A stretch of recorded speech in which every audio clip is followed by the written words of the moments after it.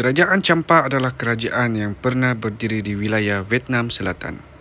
Kerajaan yang awalnya bercorak Hindu-Buddha, ini diperkirakan berdiri sejak akhir abad kedua dan bertahan hingga abad ke-19. Dalam perkembangannya, kerajaan Champa berubah menjadi kerajaan Islam yang memiliki pengaruh di Asia Tenggara. Bahkan, kerajaan ini memiliki hubungan dengan kerajaan-kerajaan di Nusantara dan berpengaruh terhadap perkembangan Islam di Indonesia. Sejarah berdirinya Champa. Kerajaan Champa merupakan kelanjutan dari kerajaan Lam Ap atau Lin Yi yang sudah ada sejak akhir abad kedua, tepatnya pada tahun 192. Sebelumnya, wilayah Vietnam merupakan pecahan dari koloni Tiongkok yang kemudian memberontak dan melepaskan diri. Tokoh yang memberontak tersebut adalah Cu Lien yang akhirnya mendirikan kerajaan Lam Ap pada akhir abad kedua. Kerajaan Lam Ap ini berkembang dan berubah namanya menjadi Kerajaan Champa yang pada abad ke-14 menjadi kerajaan Islam. Hanya saja perubahan daripada Kerajaan Lam Ap menjadi Champa sangat minimum catatan sejarahnya.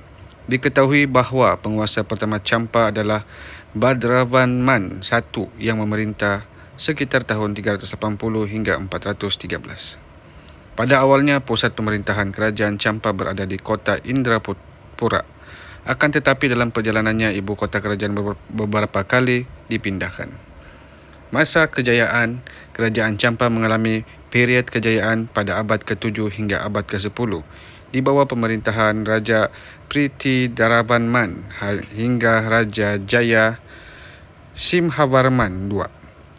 Indrapura yang merupakan pusat pemerintahan menjadi kota yang maju kerana didukung oleh pelabuhannya yang menjadi tempat perdagangan internasional.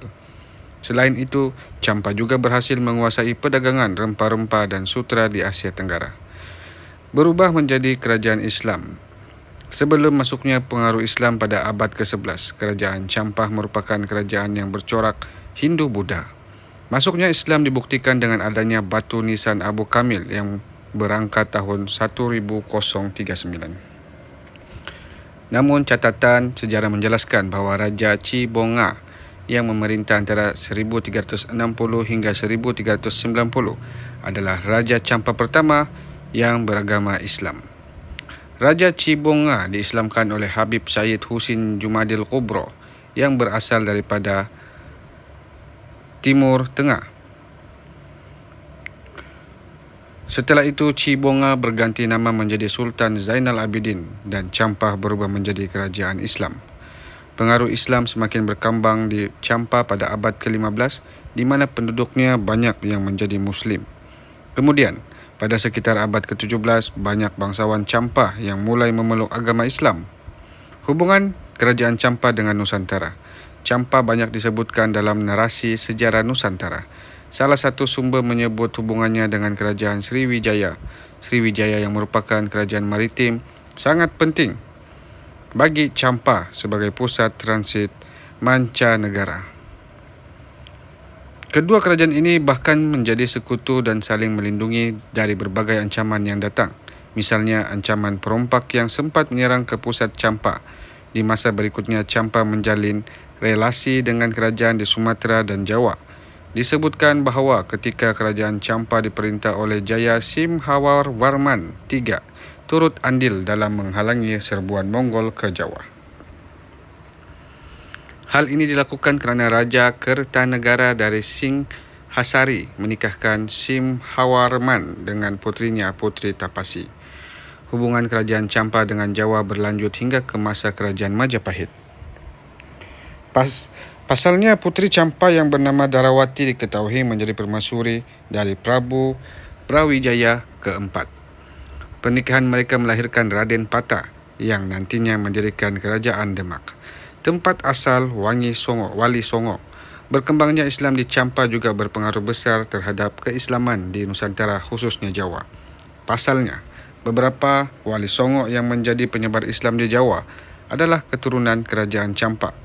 Putra Jumadil Kubro yang bernama Ibrahim Zainuddin Al-Akbar As-Samarkandi atau Ibrahim Asmoro menikah dengan Chandra Wulan, putri Raja Champa. Mereka adalah orang tua Sunan Ampel. Tidak hanya itu, Sultan Maulana Sharif Abdullah Mahmud Umdatuddin atau Wan Bo Tri Tri yang meneruskan jabatan Raja Champa period 1471 sehingga 1478 menikah dengan Nyi Mas Rara Santang, putri Prabu Siliwangi dari Pajajaran. Mereka mempunyai putera yang kemudian dikenal dengan nama Sunan Gunung Jati. Sunan Ampel dan Sunan Gunung Jati adalah dua anggota Wali Songo yang berperan besar dalam mengislamkan Jawa. Runtuhnya Kerajaan Champa. Selama berdiri, Kerajaan Champa memiliki musuh abadi, yakni bangsa Khmer yang berasal dari Kemboja. Konflik antara Champa dan Khmer berlangsung sejak abad ke-10 hingga abad ke-15 ketika kota Wijaya dihancurkan oleh Khmer. Kehancuran Wijaya ini terdampak pada tewasnya sekitar 60,000 orang dan sisanya dijadikan budak. Akibatnya banyak masyarakat Islam Champa yang kemudian berimigrasi ke Kemboja, Melaka, Aceh dan daerah lain di Sumatera.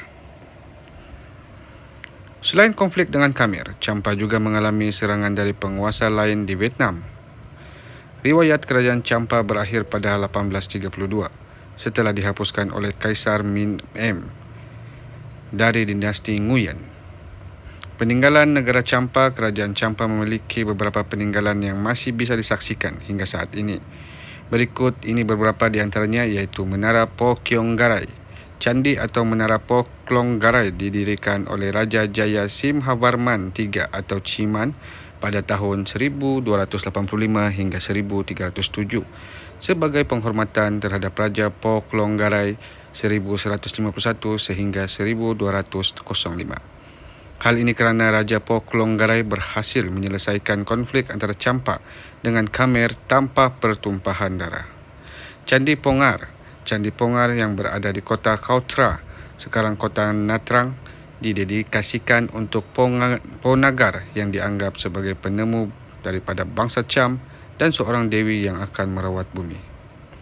Situs Maisan. Situs Maisan atau Misan berada di kota Hoi An yang didirikan oleh Raja Dah Dravaman I atau Pamhodat pada 380 hingga 413. Di dalam situasi ini terdapat sekitar 70 candi yang kemudian hilang saat pecah Perang Vietnam. Situs Maisan atau Misan dahulu digunakan sebagai pusat keagamaan dan makam untuk tokoh agama dan pejabat kerajaan yang dianggap suci. Situs Ding Duong.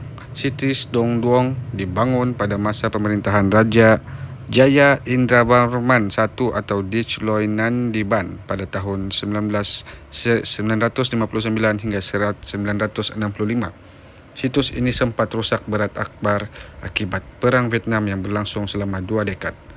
Sekarang, situasi ini telah dipugar dan terdiri daripada lapangan, aulah pertemuan, candi suci dan 2 patung perunggu.